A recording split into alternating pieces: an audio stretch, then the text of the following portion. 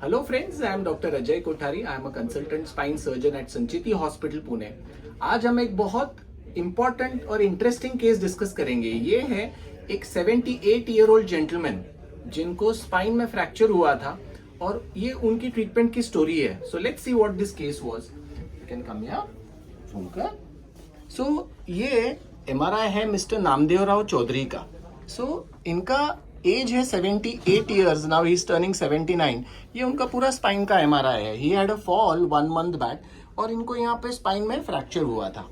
So he was in immense pain and इनके case में we discuss treatment options कि आप थोड़ा रेस्ट ले लो, रेस्ट से इसको हीलिंग में अच्छा पोटेंशियल है एंड ये नॉन ऑपरेटिवली भी ठीक हो सकता है। But he is such an active person कि ये बोला कि डॉक्टर मैं 3 हफ्ता 4 हफ्ता सो के नहीं रह सकता, मुझे वापस खड़ा रहना है, चलना है। मैं रोज का 5 किलोमीटर चलता हूँ and he said I don't want to be in bed. और फिर हमने उनका ये ओआर्म और नेविगेशन की सहायता से इस स्पाइन को फिक्सेशन किया।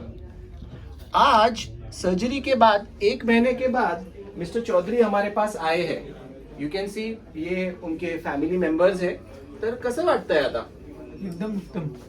आता 1 महिन्यात अगोदर काय त्रास होत होता आणि आता कसं वाटतंय? अगोदर मी इतका पेन इतक्या होत्या की ती सहनच होत नव्हत्या. बरं, त्यामुळे ऑपरेशन नंतर आता पुष्कळ फरक पडलेला आहे. आता तुम्ही एकटाच बसता, फिरता? हा, फिरतो. जेवणानंतर 5 मिनिटं चालणं वगैरे असं असतं. अच्छा. नाश्त्यानंतर असतं, दूध घेतल्यानंतर असतं.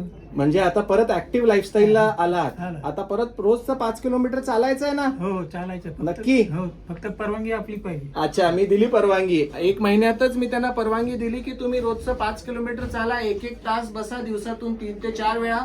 आपण ऑपरेशनच याच्यासाठी केलं होतं की he should get back to his normal life. He is his son. तर भीती वाटत होती काय? 78 इयर्स में मैं इनको पूछ रहा हूँ कि क्या इनको डर लग रहा था कि वॉज ही वरीड? ये ना. हा, ऍक्च्युली जेव्हा आम्ही हा डिसिजन घेतला तेव्हा त्यांचं पेन खूप अनबेरेबल होतं. हा. त्यांना ते बसवत नव्हतं आणि दुसरा प्रॉब्लेम होता त्यांना 2-3 दिवस वॉशरूमला पण होत नव्हती, कॉन्स्टिपेशन. तर या 2 मेन रिझनसाठी आम्ही सर्जरी करण्याचा डिसिजन घेतला आणि आता ही इज नॉर्मल. म्हणजे आता जो काही त्यांचा कमरेचं जे दुखणं होतं ते आता पूर्ण कमी झालेलं आहे, गेलेलं आहे. पण 78 वयाच्या वर्षी ऑपरेशनला भीती वाटत होती का? हा, भीती तर वाटत होती, पण मोस्ट इम्पॉर्टंट होतं की त्यांनी लवकरात लवकर बरं व्हावं आणि त्यांचा पेन जावा हा मेन कन्सर्न होता. सो आई ऑलवेज से कि एज ये एक फैक्टर है, बट इस एज में अगर हम सोचते हैं कि चलो पेशेंट को हम 1-1.5 महीना सुला के रखते हैं ऑपरेशन अवॉइड करने के लिए, तो 1-1.5 महीना जब पेशेंट लेट के रहता है, so there are chances of patients getting bed sores, urine infection, chest infection, deep vein thrombosis. So that side of the treatment also has got some demerits, some side effects. So her surgeon को ये choose करना है कि उसके patient के लिए कौन seed treatment सही है. मैं ये नहीं कहता कि हर पेशेंट को ऑपरेशन ही करना चाहिए या हर पेशेंट को बेड रेस्ट देना चाहिए 1.5 महीने के लिए, 1 महीने के लिए. ये ट्रीटमेंट डिसाइड करता है कि पेशेंट कितना एक्टिव है, वो बेड रेस्ट को कितना कंप्लाई करेगा, बेड रेस्ट के बावजूद भी क्या वो फ्रैक्चर हील होगा, और अगर जल्दी सर्जरी की जाए तो ये कितना जल्दी बैक टू नॉर्मलसी आ सकेगा. ये सारा रिस्क और बेनिफिट हमको वे करके फाइनल ट्रीटमेंट डिसाइड करना पड़ता है.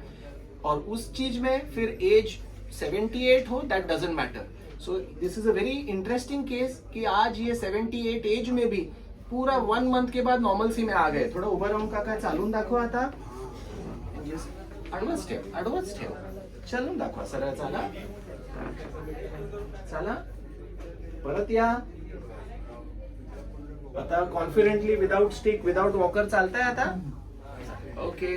2 मार्चला मला 80 सुरू होईल. 80 शुरू होईल. So he is turning 80 now.